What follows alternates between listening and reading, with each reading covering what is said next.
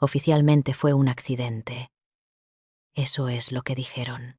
Un estudiante de 17 años intenta recuperar unas zapatillas que habían caído dentro de un tapete enrollado en el gimnasio de su escuela. Se inclina demasiado. Pierde el equilibrio. Queda atrapado boca abajo. Muere por asfixia posicional. Suena simple. Demasiado simple. Porque cuando miras cómo lo encontraron, la historia empieza a sentirse distinta. No estaba tumbado en el suelo. No estaba al lado del tapete. No estaba parcialmente cubierto. Estaba dentro. Dentro de un cilindro de espuma, enrollado que pesaba más de 100 kilos. Colocado en vertical, apoyado contra la pared del gimnasio. Su cuerpo estaba boca abajo, con la cabeza tocando el suelo. Los pies hacia arriba. Como si hubiera caído perfectamente alineado dentro de un espacio estrecho. Y durante horas, nadie escuchó nada. El gimnasio no estaba abandonado. No era un edificio vacío. Era una escuela activa en horario escolar. Había estudiantes. Había profesores. Había movimiento. Pero nadie oyó un golpe. Nadie oyó gritos. Nadie oyó una lucha por salir. Lo primero que llamó la atención no fue un ruido. Fue un olor. Un olor extraño que no debería existir en un gimnasio escolar. El 11 de enero de 2013. En Valdosta, Georgia. La mañana empezó como cualquier otra, pero terminó con el cuerpo de Kendrick Johnson, dentro de un tapete enrollado. Kendrick tenía 17 años. Era atleta. Practicaba lucha. Estaba acostumbrado a entrenar en ese mismo gimnasio. No era un niño pequeño. No era alguien frágil. No era alguien que no supiera cómo moverse en ese entorno. Y aún así, la explicación oficial llegó rápido. Intentó recuperar sus zapatillas. Se inclinó demasiado. Perdió el equilibrio. Quedó atrapado. Murió por asfixia. Caso cerrado. Pero cuando una historia necesita cerrarse tan deprisa, a veces no es porque esté clara. A veces es porque dejarla abierta sería más incómodo. Y en este caso, hay demasiados detalles que no encajan. El día anterior a su muerte, no hubo peleas registradas. No hubo reportes de amenazas formales. No hubo llamadas de emergencia. Fue un día aparentemente normal. Kendrick asistió a clase. Entrenó. Habló con compañeros. Nada parecía fuera de lugar. Pero hay algo importante.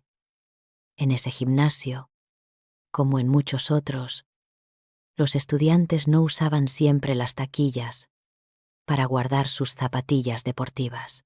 Algunos las dejaban dentro de los tapetes enrollados, entre los huecos que quedaban cuando se apilaban contra la pared. No era una práctica oficial, pero tampoco era extraña. La teoría oficial sostiene que Kendrick había dejado allí sus zapatillas días antes, y que el 10 de enero decidió recuperarlas. Lo que no está completamente claro es por qué habría elegido hacerlo en ese momento concreto, ni cuánto tiempo estuvo solo en el gimnasio, ni cuánto tiempo pasó hasta que alguien notó su ausencia. Porque hay otro detalle. Cuando Kendrick no apareció en clase, no se activó ninguna alarma inmediata. No hubo búsqueda urgente. No hubo protocolo de emergencia. Las horas pasaron. Y nadie sabía exactamente dónde estaba. Hasta la mañana siguiente, cuando el olor empezó a hacerse evidente, y alguien miró dentro del tapete. Si realmente cayó accidentalmente intentando recuperar un par de zapatillas, tuvo que ocurrir en cuestión de segundos. Un desequilibrio, un mal movimiento. Un instante, pero lo que vino después no fue instantáneo. Fue lento, silencioso y completamente invisible para todos los que estaban alrededor. Un gimnasio activo, un espacio cerrado, un cuerpo atrapado, Y ningún testigo.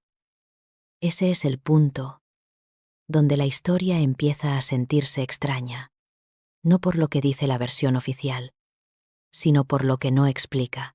Para que la versión oficial sea correcta, la escena tuvo que desarrollarse de una manera muy específica. Imagina el tapete, enrollado, apoyado verticalmente contra la pared, pesado, compacto, estable. Para recuperar las zapatillas, Kendrick habría tenido que inclinarse hacia el interior del cilindro. No era un agujero amplio. Era un espacio estrecho, rodeado de espuma comprimida. Tendría que haber introducido primero el brazo, luego el hombro, después inclinar el torso, y en ese punto perder completamente el equilibrio. Pero aquí aparece la primera pregunta incómoda. Cuando una persona pierde el equilibrio hacia adelante, el cuerpo reacciona. Se intenta apoyar, se intenta frenar la caída, se flexionan las piernas, se busca impulso. En este caso, la teoría sostiene que su propio peso lo empujó hacia el interior, dejándolo boca abajo, con los brazos comprimidos y sin capacidad de impulsarse hacia atrás. Sin embargo, Kendrick no era un niño pequeño. Era atleta. Practicaba lucha. Tenía fuerza en el tren superior. Para quedar atrapado de esa manera, tendría que haberse deslizado completamente hacia el interior del cilindro, sin conseguir ningún punto de apoyo. Y aquí viene el detalle que más inquieta a quienes analizan el caso.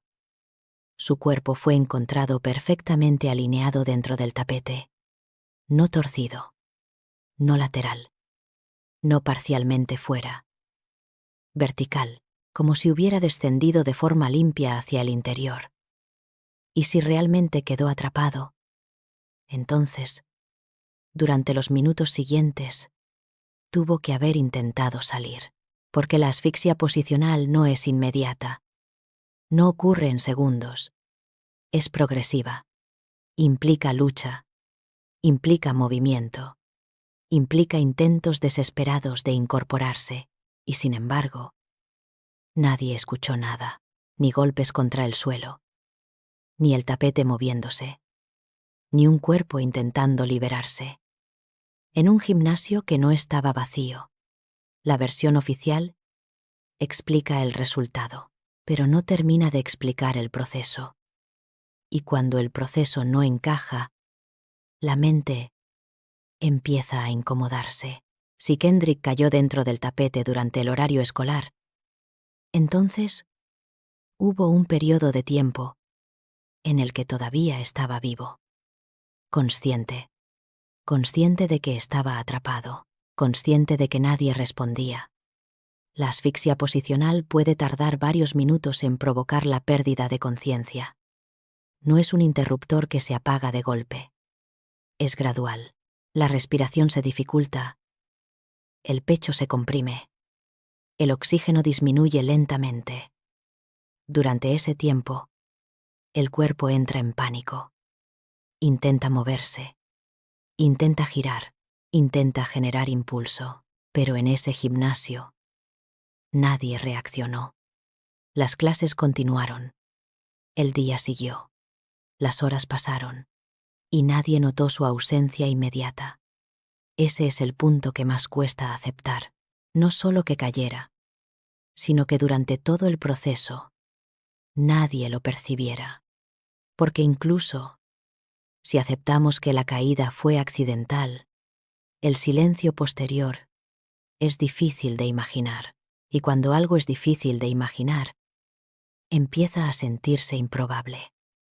La autopsia oficial concluyó que la causa de la muerte fue asfixia posicional. Según el informe, la postura en la que quedó atrapado habría impedido una correcta expansión del tórax, provocando una disminución progresiva del oxígeno hasta causar la muerte. No se determinó homicidio. No se identificó agresor. El caso fue clasificado como accidente. Pero la historia no terminó ahí. La familia de Kendrick no quedó convencida. Algo no les encajaba. Solicitaron una segunda autopsia independiente. Y el resultado fue diferente. El nuevo informe sugirió la posibilidad de traumatismo por fuerza contundente, no asfixia. Trauma. 2 análisis médicos. 2 conclusiones distintas. Y cuando en un mismo caso existen 2 interpretaciones forenses incompatibles, la sensación de certeza empieza a desvanecerse. Las autoridades mantuvieron su posición. Accidente. Caso cerrado. Pero para la familia, aquello no era un cierre. Era el comienzo de una batalla. Y hay otro detalle que añadió más incomodidad al caso. Cuando el cuerpo fue devuelto tras la autopsia oficial, los órganos internos habían sido retirados para análisis y sustituidos por papel de periódico. Es un procedimiento legal en determinados contextos, pero para quienes ya dudaban, fue otro elemento perturbador.